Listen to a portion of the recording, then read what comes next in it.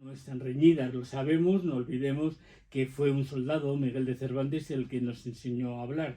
Pero es poco habitual, aunque no infrecuente, la aparición de militares de pluma y espada que nos recuerdan cómo el empleo de las armas no es óbice para escribir novelas, las más de las veces históricas, pero no es el caso de la que ha detectado nuestro radar. En la edición de hoy vamos a hablar de una novela en la historia, porque los personajes de La máquina del mundo, algunos reales, otros inventados, ficcionan sus vidas en el último tercio del siglo XIX y el primer cuarto del siglo XX. Se trata del último libro del teniente coronel Noberto Ruiz Lima, que además de militar es licenciado en Filología Hispánica con destino actual en el Departamento de Comunicación del Ejército de Tierra, donde es director de publicaciones.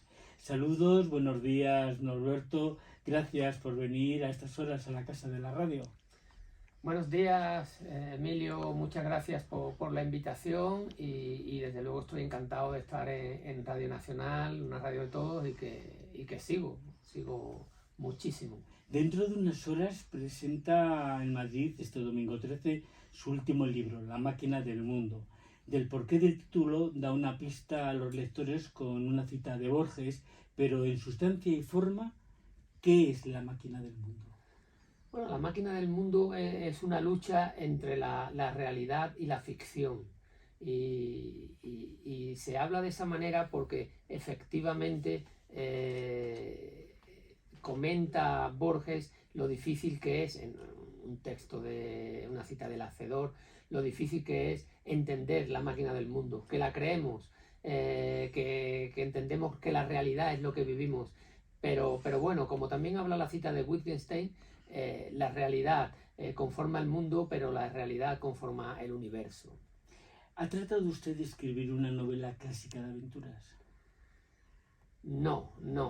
Sí que la podemos definir, como lo define en el prólogo el catedrático de literatura Ramón Ascrino Fernández, como novela bizantina en el sentido de los viajes. Hay muchísimos viajes porque el protagonista es un marino mercante que se ha dedicado al comercio pues, de todo tipo de mercancías. Estamos hablando del siglo XIX y que tiene lugar la novela geográficamente. Por algunas cuestiones que dice, sobre todo una moneda de Amadeo de Saboya, nos pone una pista sobre la época, ¿no? Sí. Es ese último tercio del siglo. Sí, ese último tercio del siglo con gente, con ese tipo de personas y de personajes que no podemos entender que con la mentalidad nuestra a ese tipo de hombres, porque Pascual Pareja pues traficó con esclavos, persiguió piratas, pues hizo, no digo que lo que hiciera un hombre del siglo XIX, pero sí que es verdad que se embarcó en guerras civiles, y bueno, está basado el personaje en mi bisabuelo, Pascual Pareja, que luego fue práctico del puerto de Sanlúcar de Barrameda, de la barra del Guadalquivir, por donde desde siempre entraron todos los galeones que iban a Sevilla, a la casa de contratación, y era un sitio estratégico, ¿no?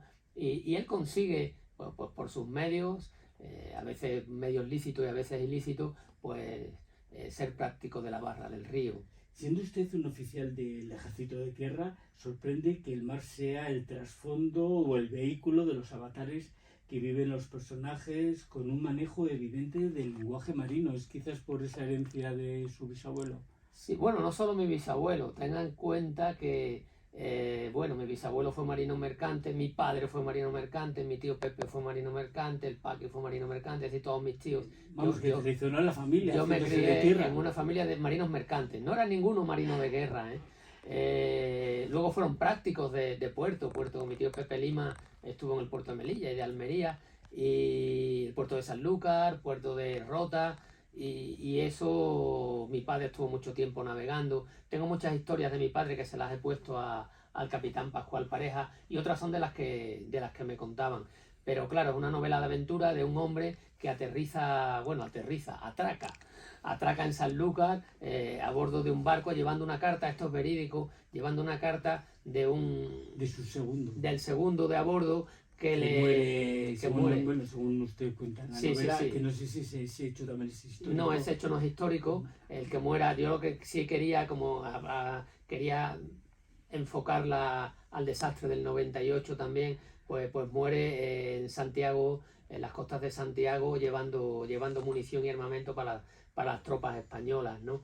Pero él llega, si es Durante el verídico. bloqueo, para situar a la audiencia, durante el bloqueo por la parte de la Marina Americana de Santiago. Sí, el bloqueo tanto en La Habana como en Santiago, bueno, el bloqueo yanqui, bueno, todos conocemos el desenlace, ¿no? Y cómo termina aquello, pero bueno, hubo gente que incluso sabiendo que podía terminar mal, se fajó allí duramente, ¿no? Y hay mil historias de honor y valor que conviene que se recuerden, En su novela, aunque dice que no es una novela clásica de aventuras, aparecen decenas de nombres y sobre todo de mujeres. ¿La calificaría usted, aunque hay un protagonista, un hilo conductor, que es Pascual Pareja, el capitán de Mercante, ¿la calificaría usted a su novela de coral? Sí, yo creo que sí, pero porque aunque sea... Iremos entrando en los personajes, pero para el marco general, por eso le quería preguntar. Es una novela muy femenina, yo no digo feminista, yo digo muy femenina, en el sentido de que las mujeres, y es cierto que la literatura, a lo mejor no, seguro, no las ha tratado bien como personajes, tanto históricos como literarios, ¿no? Estamos acostumbrados a la mujer del siglo XIX, a Madame Bovary, pues bueno, a Ana Ozores, nuestra inconmensurable Ana Ozores. Pero sin embargo yo creo que las mujeres son como las reflejo en mi libro, ¿no? Como Regina. Son mujeres fuertes, siempre han sido mujeres que han sacado para adelante familias en situaciones críticas, cuando los maridos no estaban, cuando los hombres no estaban. Pero no solo eso, sino que han tenido la fuerza de escribir su propia historia que nadie ha contado, ¿no? Y aquí sí me gustaba contar la historia de Regina y de Isabel Guzmán. Yo digo que es una historia real porque sí que existieron, lo que pasa es que ellas no se atrevieron a vivir la aventura que refleja la novela. Sí, porque de entre todas las historias que nos atrapan en la máquina del mundo, sobresale precisamente esa aventura amorosa y carnal de Regina Pareja, hija del capitán Pascual, e Isabel Guzmán, que era esposa de un prócer de Sanlúcar. Todo un escándalo para la época en la que transcurre la novela. Sí, por supuesto que era un escándalo, y además cuando el honor estaba muy acendrado sobre todo en la nobleza, iba a decir española, pero no española, europea, ¿no? Porque nosotros nos hemos movido casi a la misma velocidad que el resto de las naciones, ¿no?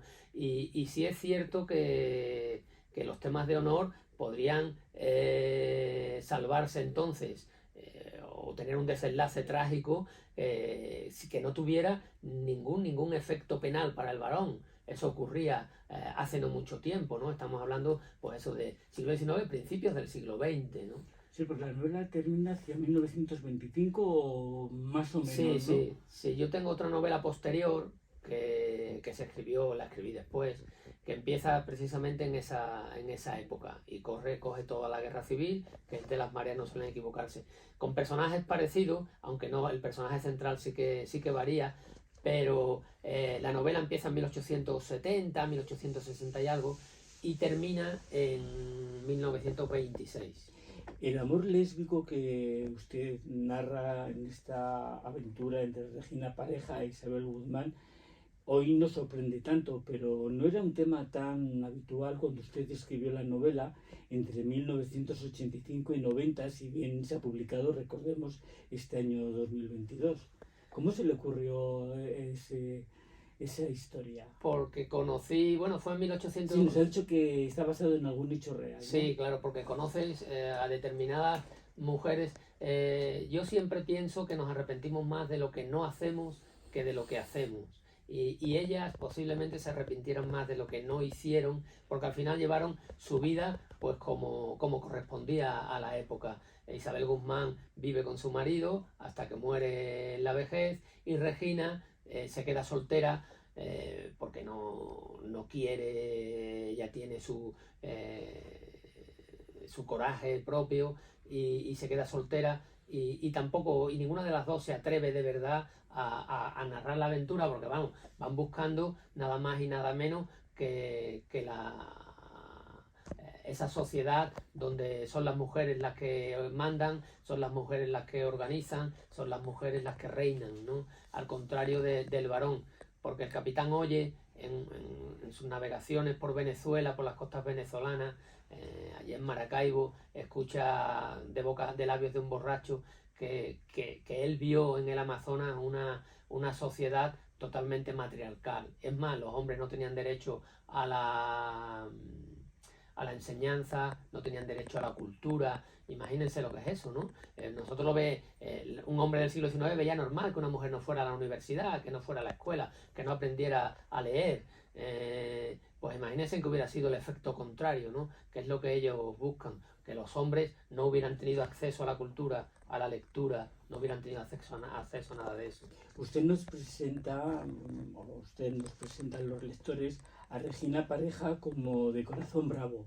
Llega a escribir cuando se enfrenta sin miedo a los asesinos de su hermano, y cuando ambas amantes se fugan a la Guayana. Ya sabemos que es una novela, no existió realmente, perseguidas por la Guardia Civil y los espías de una agencia de detectives alemana. Insisto, aunque no sea una novela de aventuras, todo lo que sucede es bastante trepidante. Sí. La máquina del mundo sería, usted me ha dicho ahora que no, pero yo le quería preguntar, ¿sería una novela feminista por la fuerza de esa mujer, sobre todo de Regina, más que de Isabel? Sí, que se deja un poco llevar. Sí, yo quiero llamarla femenina, ¿no? Novela de mujeres.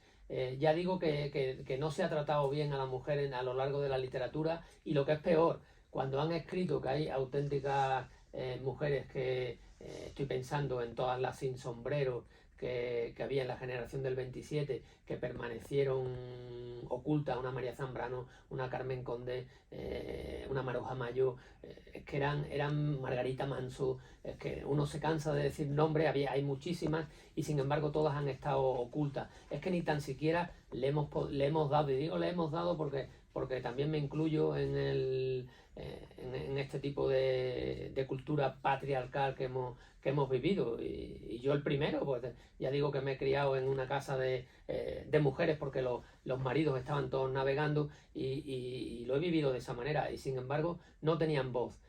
Yo creo que aquí sí tiene voz. Regina tiene voz, Isabel Guzmán tiene voz a su manera. Luego la que resuelve todo, que no voy a contar cómo, es María Pareja, la mujer de Pascual Pareja, María Pérez se llama ella, y entonces sí que la mujer tiene mucho efecto, y los hombres van apoyando, que creo yo como debe hacer, van apoyando sus fugas, van apoyando cuando no ocurre lo normal, ¿eh? Lo normal es que le hubieran dicho: ¿dónde vas, Regina? ¿Estás loca? ¿Cómo te vamos a llevar a Lisboa, de Lisboa a Rotterdam y de Rotterdam a la Guayana?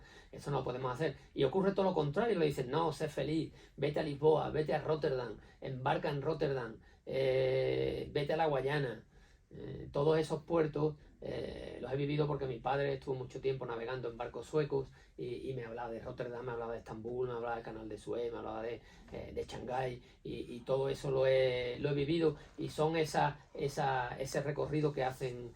En una novela de aventura, sí, de aventura. Lo que pasa es el que vehículo, quizás, la aventura. Yo creo que solo es el vehículo, porque sí lo que tiene es que hay partes realistas y partes, llamémosle, idealistas, unas veces románticas, pero vamos, el naturalismo está sobre todo a la hora de la muerte, que nos persigue a todos, y a la hora del dolor, que como decía Miguel Hernández, como un carnívoro cuchillo de ala dulce y homicida, pues nos sigue persiguiendo, ¿no? ¿Son Regina e Isabel sus personajes favoritos de la novela? No sé si de todos sus libros, pero se le ve un cierto cariño hacia esas dos mujeres. Sí, porque muchas veces el valor es lo que distingue, ¿no? Las empresas, ¿no? Una empresa se consigue cuando una persona es valiente, ¿no? No podemos negar que ellas dos se juegan la vida, porque se juegan la vida, pero sí que hay otro personaje que me gusta mucho, que es uno de los narradores. Hay varios narradores.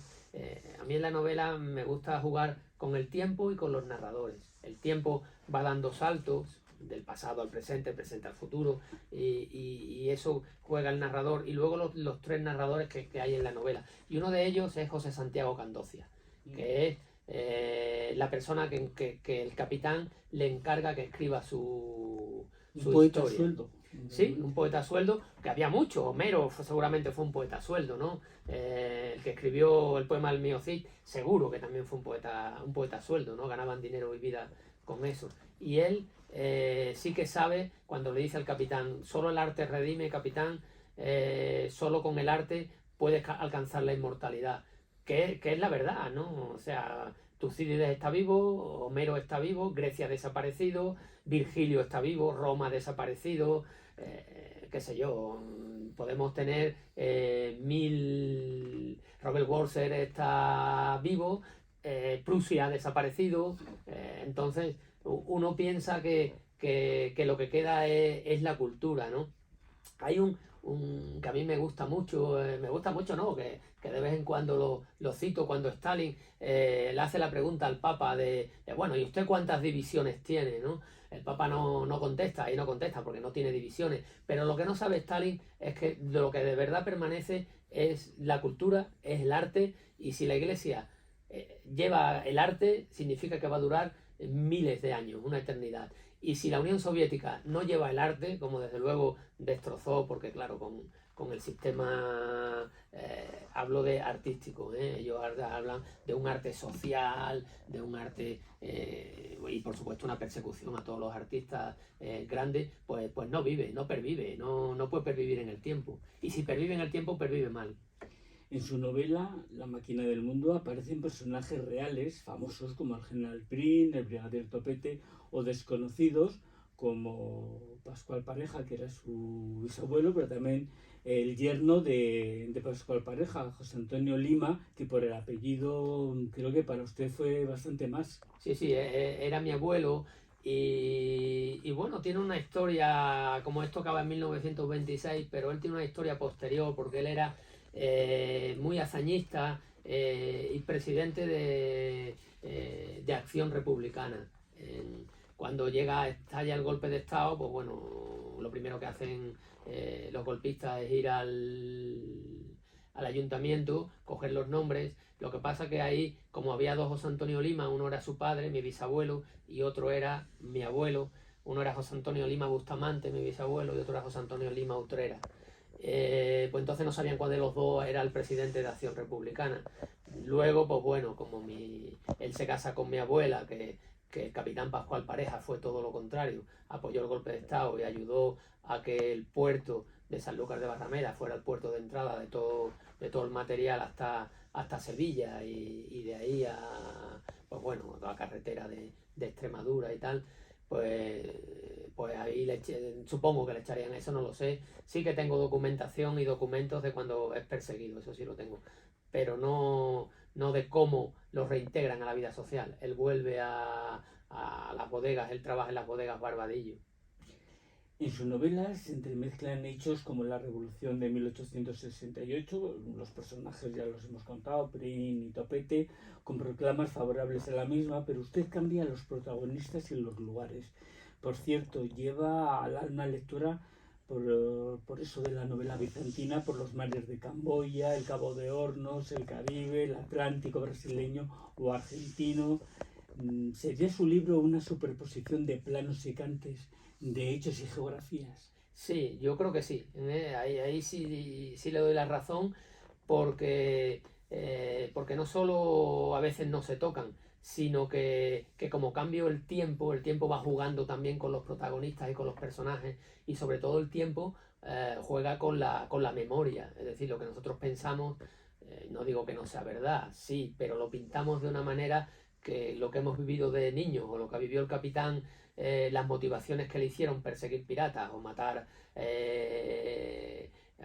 gente, vamos a hablarlo con claridad, son unas motivaciones que él al final va justificando, ¿no? Porque todos nos justificamos, claro. La densidad de personajes, avatares, recuerdan por momentos la literatura del mundo latinoamericano de los 60 y 70. Se inspiró en esas técnicas en 1985 cuando escribe la novela. ¿Y cómo le surgió la inspiración, siendo tan joven en aquella época? Sí, bueno, ya digo que fue en el 85 y era recién ingresado en la Academia General Militar. Y sí es cierto, lo que pasa es que yo llevaba un bagaje amplio de lecturas de literatura latinoamericana. O sea, yo leo a Juan Rulfo y yo digo, bueno, yo quiero escribir como él, ¿no?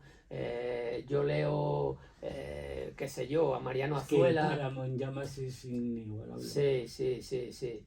La verdad es que no creo. Y bueno, él escribe el Pedro Páramo, son 110 páginas y luego ya apenas escribe nada más, ¿no? El Llano en Llama, que son unos cuantos cuentos, y con 200 páginas, con 150 páginas se hace inmortal, ¿no?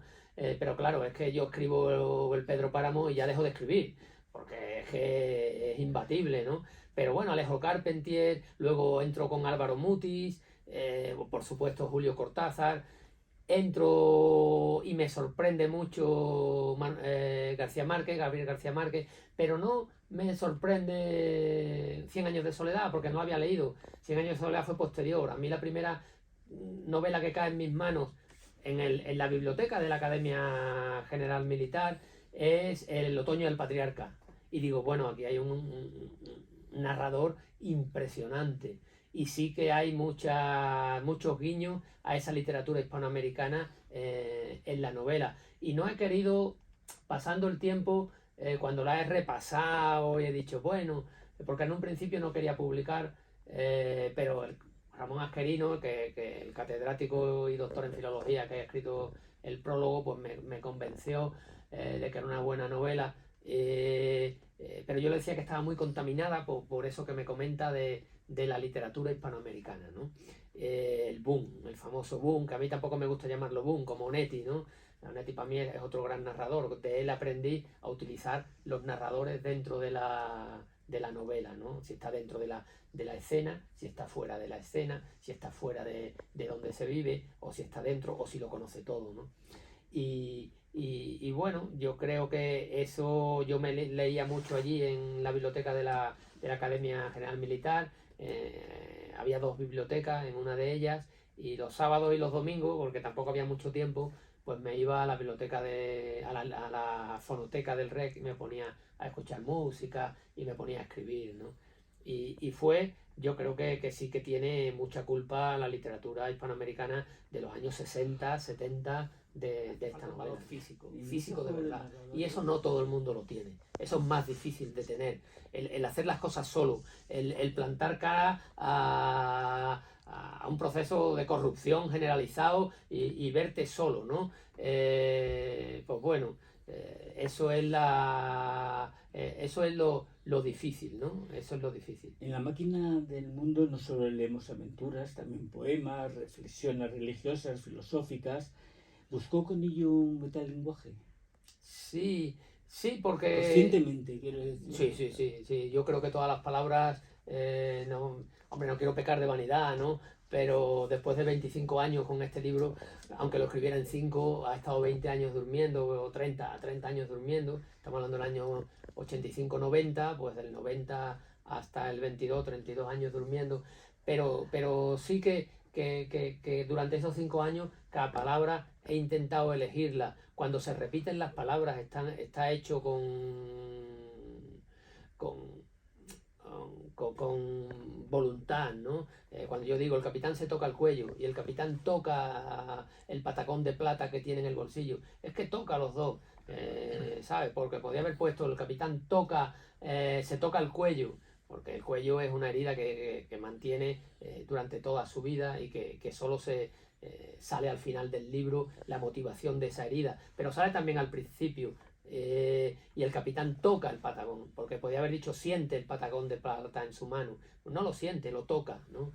Y eso sí que he querido hacer ese metalenguaje.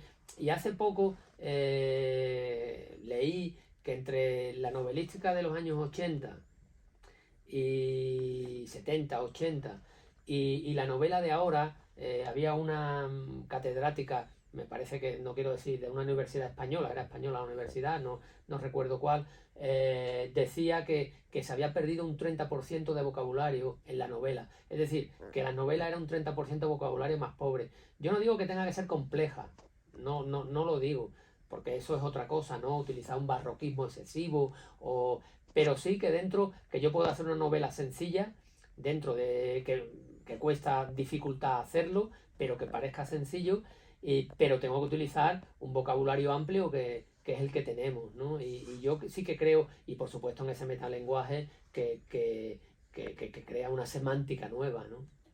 En el prólogo, usted ya nos lo ha contado, el catedrático de Lengua y Literatura, Ramón Esquerino Fernández, disecciona literaria y lexicográficamente la novela, que como usted nos ha dicho, califica de neobizantina por aquello de los viajes. Pero también dice que entre tanto dolor, crímenes, violaciones, engaños y decapitaciones, como resuman sus páginas, hay una búsqueda del hombre de bien. ¿Sería esta una de sus tesis, la búsqueda del hombre de bien? Yo creo que sí. Y bueno, las circunstancias son las que mandan, ¿no? No es lo mismo un soldado de los tercios del siglo XVII, hablo de mentalidades, que un ilustrado del siglo XVIII, que un romántico a lo Lord Byron del siglo XIX, o que un tipo del siglo XX o de ahora, del siglo XXI, ¿no? Por supuesto que sí, que lo creo, que creo que las personas tienen esa búsqueda. Lo que pasa que, claro, el capitán ha tenido una vida y una circunstancia que al final, hombre, yo no digo que tengamos que tener un final feliz, y es más, creo que la vida no tiene finales felices.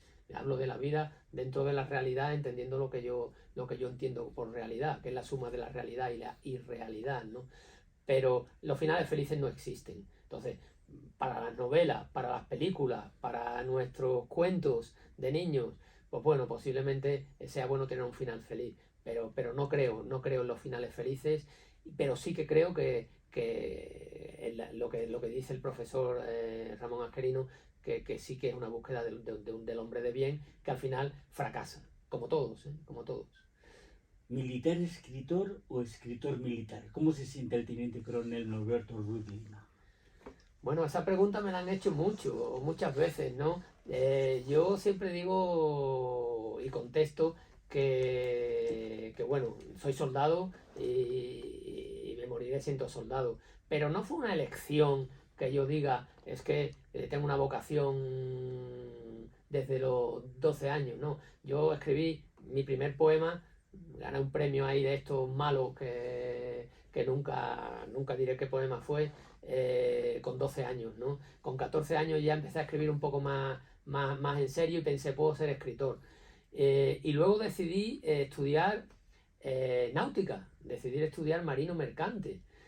¿Por qué? Porque yo quería ser Joseph Conrad, yo quería ser escritor. Me daba igual, yo quería ser Herman Melville y embarcarme en un ballenero, o Joseph Conrad y embarcar por el río Congo buscando el corazón de las posibilidades. Tuve la suerte de aprobar la Academia General Militar y también reconozco que eso me ha dado, muchas de esas aventuras están en las novelas, claro. Van a discutir cronológicamente primero escritor, después militar. En pocos días el soldado teniente coronel Norberto Ruiz Lima despliega de nuevo en Mali dentro de la misión de adiestramiento de la Unión Europea, EUTM. ¿Recogerá vivencias para futuras novelas?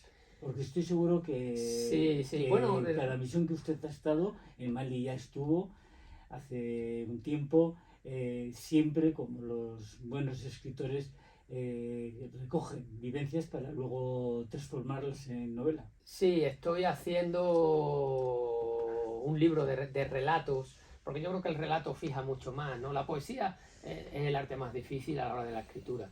Como decía Faulkner, cuando uno no escribe poesía al principio, como me pasó a mí, y ve que es un don que no quiere darle el cielo, prueba el relato corto, y cuando ve que el relato corto también le resulta difícil, pues escribe una novela, ¿no? Pero estoy haciendo relatos sobre las vivencias no solo en Mali, sino también en Bosnia, también en Líbano. Tengo muchas historias, concretamente de Mali, pues tengo dos. que me contaron la historia de un señor ya mayor. Cuando hablamos de Mali, un señor mayor, estamos hablando de un tipo de 50 años, ¿no? Entonces, que se hizo un féretro. El tío no quería no sé, que se lo comieran los animales, no sé cuál es el motivo, porque yo nunca lo conocí, pero sí conocí su historia porque me la contaron, y siempre va, no sé si habrá fallecido ya, hablo de 2019, siempre iba con ese ataúd de madera que él mismo se construyó con sus propias manos por todos lados para que lo enterraran en ese ataúd. Ese es un gran relato, ¿no? Tengo otros muchos de ahí, como en Bosnia, la primera vez que estuve, pues estuve en el año 1994, que fue durante la guerra, y luego en el 2001, pues recuerdo que Adriana, la intérprete, me dice un día: yo no entiendo lo que está pasando en Sarajevo, ahí se están matando, se están cortando las manos, antes era una ciudad de cultura, donde los judíos, musulmanes, cristianos, católicos y ortodoxos convivían, todo el mundo tocaba el piano, y yo pensé, bueno, todo el mundo toca el piano y ahora se están cortando las manos con las que tocaban el piano. Digo, por eso estoy escribiendo un relato, he escrito un relato que se llama Nunca te fíes de un pianista, ¿no? Y yo lo ampliaría: Nunca te fíes de un filósofo, porque también estoy escribiendo un cuento que ya lo tengo escrito porque también lo viví en Bosnia cuando el incendio de la biblioteca de Sarajevo, ¿no? Y entonces uno no puede creerse que el que mande bombardear con bombas de fósforo, incendiarias de fósforo, la biblioteca de Sarajevo, sea un profesor de literatura experto en Shakespeare de la Universidad de Sarajevo, ¿no? Uno piensa que qué odio puede tener. Entonces todos esos relatos pues van surgiendo, ¿no? En Mali, sobre los niños albinos, también tengo otro relato de un niño albino, que claro, cuando eres diferente, ¿no? Eso lo puede vivir un niño aquí que sea homosexual, o un niño que venga de otro país, y bueno, pues allí los niños albinos pues tienen otro tipo de condición, pero ya no solo eso, sino que son abandonados, que no dan suerte, y bueno, también estoy escribiendo relatos sobre eso, pero bueno, uno en estas circunstancias aprende que no se debe fiar de un pianista, que no se puede fiar de un filólogo como yo, que no se puede, porque al final la violencia engendra más violencia y define, que es lo terrible, ¿no? Yo para que tú te definas, pues voy a ir contra tu familia, y entonces ya te defino, ya te tengo en contra. Y esas cosas ocurrían allí, ¿no? Y es difícil, no hay nadie que crea yo que no, algún caso he conocido, pero claro, era un santo y los santos no abundan. Que no caigan ante la barbarie, ¿no? Entre lo que llamaban Esteban Echeverría en su obra El Matadero, las lindes, la frontera entre la civilización y la barbarie, ¿no? Cuando uno cae en la barbarie se acaba la civilización, ya seas pianista, filósofo o seguidor, iba a decir de Heidegger, pero claro, ser seguidor de Heidegger tampoco era bueno en aquel tiempo. Teniente Coronel Norberto Ruiz Lima, suerte en Mali, y también con la acogida por el público de su novela La máquina del mundo, que precisamente va a presentar este mediodía hoy en Madrid. Sí, lo presento en la sala, el Espacio Cultural Nanay, Ediciones Russer me lo presenta, y bueno, vamos a hablar de libros, de literatura, de cómo se escribe una novela, no yo, sino Ramón Asquerino, el escritor del prólogo, que es el que lo presenta, que ya hemos dicho que es doctor en literatura, catedrático de filología española, y bueno, es una persona que sabe bastante de libros, y fue la persona que estudiando yo, porque yo soy de la EGB, yo soy de la Educación General Básica, fue mi primer profesor de literatura con 10, 11, 12 y 13 años. Entonces fue la persona que me llevó a... Luego se fue porque, claro, ya sacó la cátedra y ya el doctorado, la cátedra, y ya tenía otras aspiraciones, que aquel colegio del Instituto Social de la Marina, un colegio de huérfanos, que yo le tengo mucho cariño porque salvó muchas vidas, entre ellas la mía, ¿no? Donde había huérfanos de marineros, y donde podías escuchar todas las lenguas para mí del mundo, pero todas las lenguas de España, ¿no? Había vasco, de Ondarro, Alequeitio, había gallego, de Villa García de Arosa, había de Huelva, Isla Cristina, estaba yo, de San Lucas, Barbate, bueno, Málaga, había gente de todos lados, y con todas los idiomas del mundo, como decíamos allí. Pues muchas gracias por su tiempo, por haber estado esta mañana con nosotros en Gran 3.0, la audiencia de Radio Nacional de España. Gracias a vosotros, gracias Emilio, y desde luego Radio Nacional de España para mí pues tiene un hueco grande en mi dial.